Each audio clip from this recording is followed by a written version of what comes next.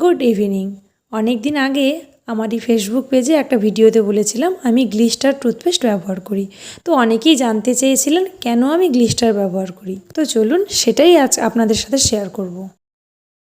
এখানে আমি মার্কেটের 3 ধরনের টুথপেস্ট নিয়েছি এবং সাথে গ্লিস্টার নিয়েছি, যেটা আমি ইউজ করি।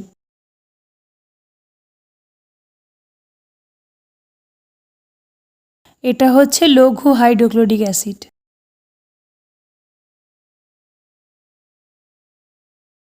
টুথপেস্টগুলোতে আমি লঘু হাইড্রোক্লোরিক অ্যাসিড মেশালাম।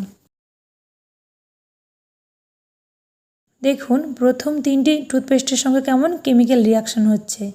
এটা কেন হচ্ছে বলুন তো? আমরা সবাই জানি অ্যাসিড ক্ষারের সঙ্গে বিক্রিয়া করে। তার মানে প্রথম 3টি টুথপেস্টে কিন্তু ক্ষার রয়েছে এবং গ্লিস্টারে সেটা নেই।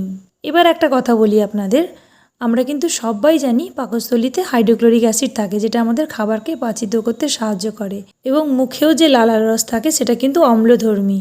আমরা যখন মার্কেটের এই সমস্ত টুথপেস্ট ব্যবহার করছি, মুখের মধ্যে থাকা লালা রসের সঙ্গে বিক্রিয়া করে কিন্তু যথেষ্ট আমাদের ক্ষতি করছে। আর আপনার বাড়ির ছোট বেবি, সে কিন্তু ব্রাশ করতে করতে টুথপেস্ট খেয়ে ফেলে, তখন পাকস্থলীতে থাকা হাইড্রোক্লোরিক অ্যাসিডের সঙ্গে টুথপেস্ট বিক্রিয়া করে আপনার বেবির কতটা ক্ষতি করছে সেটা একবার ভেবে দেখুন। ঠিক এই কারণেই আমি গ্লিস্টার ব্যবহার করি। গ্লিস্টারে কি কি রয়েছে, কতটা পরিমাণ ব্যবহার করতে হয় সেটা নিয়ে পরের ভিডিওতে আলোচনা করব।